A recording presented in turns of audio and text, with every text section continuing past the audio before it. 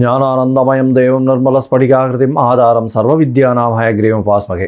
Next gen YouTube channel நேயர்களுக்கு astro KS ஐயங்காரின் பணிவான நமஸ்காரங்கள். விஸ்வாவசு வருஷம் ஆவணி மாதம் 17/8/2025 16/9/2025 வரலும் உண்டான நாட்கள்.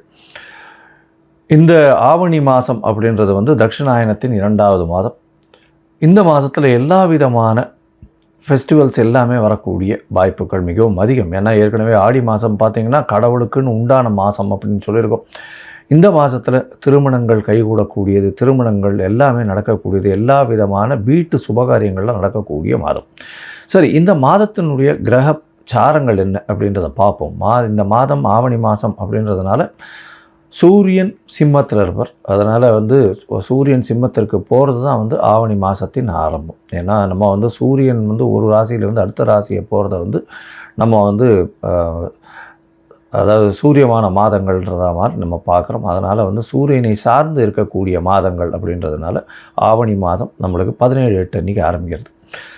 சரி, இந்த மாதத்தில் வரக்கூடிய மாற்றங்கள், அதாவது மாத கிரகங்கள்னு சொல்லக்கூடிய சூரியன், செவ்வாய், புதன் மற்றும் சுக்கிரன் என்னென்ன மாற்றங்கள் ஏற்படுத்துறது அப்படின்னு பார்த்தாலேனால், இந்த மாதத்தில் சூரியன் ஆவணி அப்படின்றதுனால சிம்மத்திலையும், இந்த மாதத்தில் காலபுருஷ தத்துவத்தின் முதல் ராசியான மேஷ ராசியிலிருந்து 3வது இடம்னு சொல்லக்கூடிய மிதுனத்தில் சுக்கிரனும் குருவும் இருக்கா. 4வது இடம்னு சொல்லக்கூடிய கடகத்தில் புதன், 5வது இடத்துல கேதுவோடு சேர்ந்த சூரியன். இந்த மாதம் 6வது இடத்துல செவ்வாய் இருக்கார். 11ஆம் இடத்துல வக்கர சனி மற்றும் ராகு கும்பத்தில் இருக்கார். சரி, இந்த மாதத்தில் மாறக்கூடிய கிரகங்கள் அப்படின்னு பார்த்தோம்னா, இந்த மாதம் பிறந்து ஒரே வாரத்துக்குள்ளே, அதாவது புதனும் சுக்கிரனும் மாறுறார். முதல்ல சுக்கிரன் மாறுறார். அதாவது 21/8/2025 அன்றைக்கி சுக்கிரன் கடகத்துக்கு போகிறார். அதற்கு பிறகு 25ஆம் தேதி பார்த்தேடையானால் 25/8/2025 அன்றைக்கி புதன் கடகத்திலிருந்து அதாவது சிம்மத்துக்கு போகிறார். இந்த மாத கடைசியில், அதாவது 14ஆம் தேதி செவ்வாய் கன்னியிலிருந்து துலாத்துக்கு வர்றார் 14/9/2025 அன்றைக்கி. அதுக்கப்புறம் 15ஆம் தேதி சுக்கிரன் மறுபடியும் கடகத்திலிருந்து சிம்மத்துக்கு வர்றார். இதுதான் இந்த மாதத்தினுடைய மாற்றங்கள். சரி, இந்த மாதத்தில் வரக்கூடிய சில விசேஷ நாட்கள் என்ன அப்படின்னு பார்த்தோம்னா, முதல் விசேஷ நாள் அப்படின்னு பார்க்கும்போதே வாஸ்து நிதிரை விடக்கூடிய நாள். அது 22/8/2025 அன்றைக்கி. அதுவும் மத்தியானம் வாஸ்து நிதிரை விடுறார்.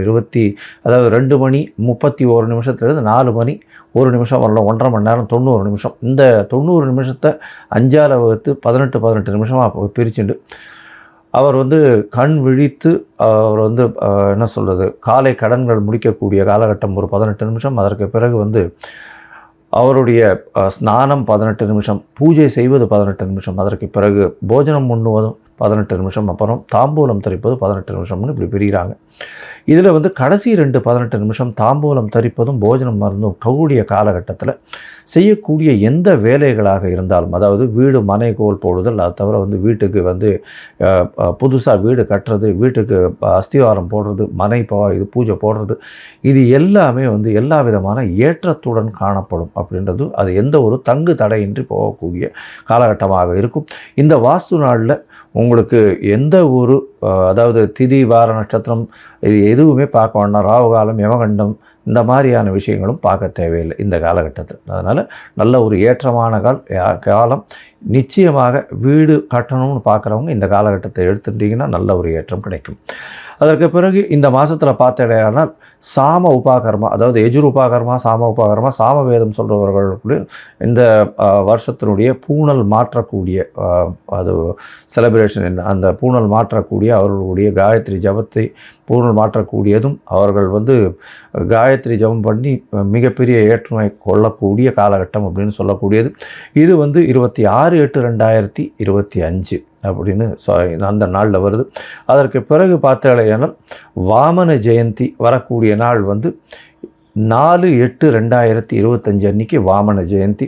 அதற்கு பிறகு 5ஆம் தேதி அன்றைக்கி ஸ்ரவண நட்சத்திரம், ஸ்ரவண விரதம் சொல்லக்கூடியது. அதற்கு பிறகு 7/9 அன்றைக்கி பௌர்ணமி. இந்த வாட்டி பௌர்ணமி பார்த்தாலேயானால் கிரகணம் வரும். ஏன்னா கேத்துவோடு சேர்ந்த சூரியனும் ராகுவோடு சேர்ந்த சந்திரனும் வருது. இந்த வாட்டி உண்டான கிரகணம் டைமிங் அதெல்லாம் வந்து அப்புறமா போடுறேன். அது வந்து ஃபாலோ பண்ணுங்க. ஐ திங்க் பௌர்ணமியில் வர்ற கிரகணம் அப்படின்றதுனால சந்திர கிரகணம் ராத்திரி வந்து சந்திரன் மறைஞ்சு திருப்பி ஒளி ஊட்டக்கூடிய காலகட்டம் வரும். நான் அது இந்தியாவில் தெரியக்கூடிய விஷயம் அது. நான் அதுக்குண்டான டைமிங் இல்லாமல் எடுத்து போடுறேன். அதற்கு பிறகு 8, 9 அன்றைக்கி மாலையபட்சம் ஆரம்பிக்கிறது. இந்த வாட்டி பட்சம் வந்து நார்மலாக புரட்டாசியில் தான் வரும். முன்னாடி வந்து ஒரு 10 நாள் முன்னாடியே வந்துடுறது. மாலையபட்ச ஆரம்பம் 8, 9 அன்றைக்கே ஆரம்பிக்கிறது. 13ஆம் தேதி அன்றைக்கி, அதாவது 12ஆம் தேதி அன்றைக்கி மகாபரணின்னு சொல்லக்கூடியது. அதாவது யாரெல்லாம் பித்ருக்களுக்கு ஸ்ரார்த்தம் பண்ணுறாலோ அன்றைக்கி பண்ணக்கூடியது விசேஷம். அதாவது டேட்டு தெரியாமல் இருக்கிறவா, திதி தெரியாமல் இருக்கிறவாள்லாம் அன்றைக்கி பண்ணிடுவாள். அதே மாதிரி 14/9/2025 இன்றைக்கி மத்தியாஷ்டமின்னு சொல்லக்கூடியது. இன்றைக்கி அந்த அன்றைக்கி அஷ்டமியை வேற மத்தியாஷ்டமின்னு சொல்லக்கூடிய நடுபாதியான இந்த மாலையபட்சத்தின் நடுபாதி. அதனால் அன்றைக்கும் வந்து எல்லாருக்கும் தர்ப்பணம் கொடுக்கறத பண்ணலாம். இன்றைக்கி கோகுலாஷ்டமி வேறு, ஏன்னா ஆவணி மாதம் வரக்கூடியது அஷ்டமின்றதுனால கோகுலாஷ்டமி ரோகிணி நட்சத்திரோட சேர்ந்து வர்றதுனால அன்றைக்கி முனித்திரியம் ஸ்ரீமடம் இவாளுக்கெல்லாம் வந்து அன்றைக்கி ஸ்ரீ ஜெயந்தி இருக்கக்கூடும். அதனால் அன்றைக்கி வந்து மிகப்பெரிய ஏற்றமான நாள். அதை தவிர பார்த்தலையானால் ஆவணி மாதம் ரோகிணி நட்சத்திரம், அதற்கு பிறகு அஷ்டமி, இது 3ம் சேர்ந்து வரக்கூடிய காலன்றதுனால கோகுலாஷ்டமி அப்படின்னு கொண்டாடுறேன். சரி, இந்த மாதம் வந்து மேஷம் முதல் மீனம் வரை எப்படி இருக்குது அப்படின்றத பார்க்கலாம். அதற்கு முன்னாடி என்னுடைய மொபைல் நம்பர் ஸ்க்ராலிங்கில் போயின்னு இருக்கும். உங்களுக்கு வந்து அஸ்ட்ராலாஜிக்கல் கன்சல்ட் தேவைப்பட்டுதுன்னா எனக்கு வந்து மெசேஜ் பண்ணுங்க. உங்களுடைய date, time, place of birth, உங்களுடைய பெயர், தாய் தகப்பனார் பெயர் அனுப்புங்க. என்னுடைய கட்டணம் என்னென்னு சொல்கிறேன், கட்டணத்தை போடுங்க.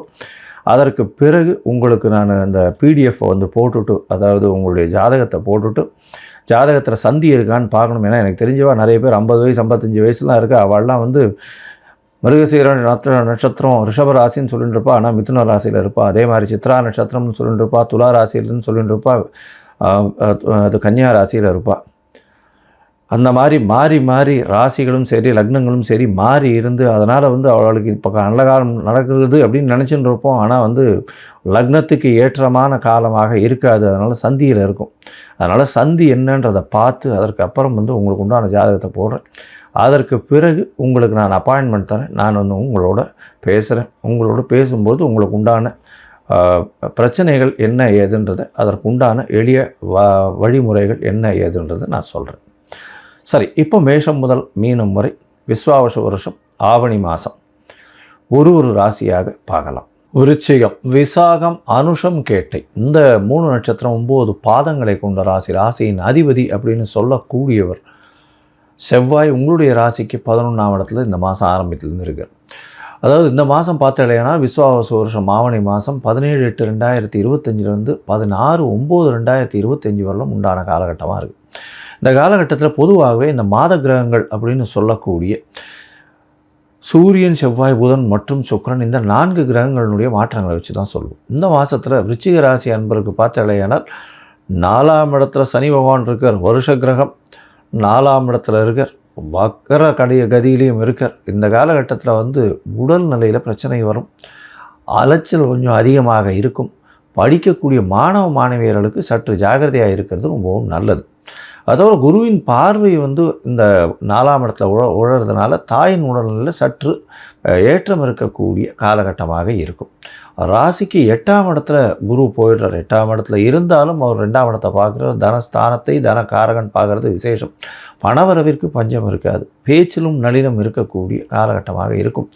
இந்த மாதத்தில் உங்களுடைய ராசிக்கு பார்த்தாலேனால், அதாவது சப்தமாதிபதினு சொல்லக்கூடிய சுக்கிரன் 8ஆம் இடத்துலேருந்து 9ஆம் இடம் போயிடுறார். ஒரே வாரத்திலே போயிடுறார். இது வந்து ஒரு நல்ல ஏற்றத்தை கொடுக்கும். 7ஆம் அதிபதி 9ஆம் இடத்துல இருக்கிறது பெரிய விசேஷம். இந்த காலகட்டத்தில் பார்த்தாலேனால் வெளிநாடு போய் படிக்கணும்னு நினச்சிட்டு இருக்கவாள் கண்டிப்பாக வெளிநாடு போய் படித்து வரக்கூடிய வாய்ப்புகள், எந்த யூனிவர்சிட்டி பார்க்குறாலோ அது நிச்சயமாக கிடைக்கக்கூடிய வாய்ப்புகள் நிச்சயமாக உண்டு. இந்த மாதத்தில் பார்த்தாலேனால் தந்தையின் மூலியமாக பொருள் வரக்கூடிய வாய்ப்பு உண்டு. எதிர்பாலினத்தவர் மூலியமாக நல்ல ஒரு ஏற்றம் கிடைக்கக்கூடிய காலகட்டமாக அமையப்போகிறது. உங்களுடைய ராசிக்கு பார்த்தோன்னா 9ஆம் இடத்துல இருக்கக்கூடிய புதன் 10ஆம் இடத்துக்கு போகிறார். 10ஆம் இடத்துல போகும்பொழுது நல்ல ஒரு ஏற்றம் கிடைக்கக்கூடிய காலகட்டம். ஏன்னா இவரே 8, 11 அதிபதி 10ஆம் இடத்துல போய் இருக்கார். அதனால் தொழிலில் பெரிய ஏற்றம் இருக்கக்கூடிய காலகட்டம். வெளிநாடு வெளியூர் வெளிமாநிலம் சுற்று செல்லக்கூடிய வாய்ப்புகள் உண்டு. வெளிநாடு வெளியூர் வெளிமாநிலத்திலிருந்து வியாபாரங்கள் பெருகக்கூடிய வாய்ப்புகள் உண்டு. சொந்த தொழில் செய்பவர்களுக்கு நல்ல ஒரு ஏற்றம் இருக்கக்கூடிய காலகட்டமாக அமைப்போது. இந்த மாதத்தில் உங்களுடைய ராசிக்கு 10ஆம் இடத்திலே சூரியன் இருக்கார். திக்பலம் பெற்றிருக்கார். ஆட்சி பலம் பெற்றிருக்கார். பெரிய ஏற்றம் கிடைக்கும். சொந்த தொழில் போன்றவாடுகள்லாம் பெரிய ஏற்றம் கிடைக்கக்கூடிய காலகட்டம் இருந்தாலும் உங்களுடைய கீழ் படிந்து வேலை செய்பவர்கள் மூலியமாக சிறு சிறு தொல்லைகள் வரக்கூடிய வாய்ப்புகள் நிச்சயமாக உண்டு. உங்களுடைய ராசிக்கு 11ஆம் இடத்துல ராசிநாதன் இருக்கார். இருந்தாலும் உங்களுடைய ராசிக்கு 11ஆம் இடத்துல இருக்கும்பொழுது மூத்த சகோதரிகள் மூலியமாக சிறு சிறு பிரச்சனைகள் வரக்கூடிய வாய்ப்புகள் நிச்சயமாக உண்டு. இருப்பினும் புதிய கடன் அமையக்கூடிய பாக்கியம் உண்டு. புதிய கடன் மூலியமாக உங்களுடைய லாபங்கள் பெறக்கூடிய வாய்ப்புகள் நிச்சயமாக இருக்கும். மொத்தத்தில் பார்க்கும்பொழுது பார்த்தோம்னா இந்த விருச்சிக ராசிக்காரர்களுக்கு உடல் நிலையில் சற்று பின்னடைவு இருக்கும். அலைச்சல் கொஞ்சம் அதிகமாக இருக்கக்கூடிய வாய்ப்புகள் உண்டு. தந்தையின் மூலியமாக நல்ல ஒரு ஏற்றம் கிடைக்கும். சொந்த தொழிலில் பெரிய மாற்றங்கள் கிடைக்கக்கூடிய வாய்ப்புகள் உண்டு. பணவரவிற்கு பஞ்சம் இருக்காது. பேச்சில் நல்ல நளினம் இருக்கக்கூடிய வாய்ப்பு. படிக்கக்கூடிய மாணவர்களுக்கு சற்று பின்னடைவு இருக்கும். செய்யக்கூடிய தொழிலில் அதீத லாபம் இருக்கக்கூடிய வாய்ப்புகள் உண்டு. புதிய மாற்றங்கள் தொழில்களில் இருக்கக்கூடிய வாய்ப்புகள் இருக்குது. தொழிலில் உங்களுடைய கம்பெனியில் இருக்கக்கூடிய கீழ்த்தட்டு மக்கள் மூலியமாக பிரச்சனைகள் வரக்கூடிய வாய்ப்புகள் நிச்சயமாக இருக்கும். இந்த காலகட்டத்தில் உங்களுடைய சந்திராஷ்டம காலம் வருது. சந்திராஷ்டமம் அப்படின்றது இந்த வாட்டி 2 இதில் வருது. 14/9/2025 15/9/2025 இந்த 2 நாட்களும் சந்திராஷ்டம். அதை தவிர 18/8/2025 20/8/2025 வரலும் உண்டான காலகட்டமும் சந்திராஷ்டமமாக இருக்குது. இந்த காலகட்டத்தில் புதிய முயற்சிகள் வேண்டாம். வெளியூர் வெளிமாநில பிரயாணம் வேண்டாம். ஒருவேளை பண்ண வேண்டிய கட்டாயம் இருந்தது. ஏன்னால் சந்திரனுக்கு உண்டான எளிய பரிகாரம்னு சொல்லக்கூடிய அகத்திக்கீரை கட்டை அருகில் இருக்கக்கூடிய கோசாலையில் கொடுங்க. இந்த மாதத்தில் பார்க்கும்பொழுது உங்களுக்கு எல்லா விதமான ஏற்றமும் இருக்கும். இருந்தாலும் அலைச்சல் இருக்கும். உடல் நலத்தில் ஜாகிரதையாக இருக்கிறது ரொம்பவுமே நல்லது. படிக்கக்கூடிய குழந்தைகள் ஒரு தடவைக்கு 4 தரம் படிக்கிறது ரொம்பவுமே நல்லது. இந்த மாதம் நீங்கள் அருகில் இருக்கக்கூடிய இந்த காமாட்சி அம்மன் கோவிலுக்கு போயிட்டு வாங்க. நல்ல ஒரு ஏற்றம் மாற்றம் உங்கள் வாழ்வில் நிச்சயமாக வரும்.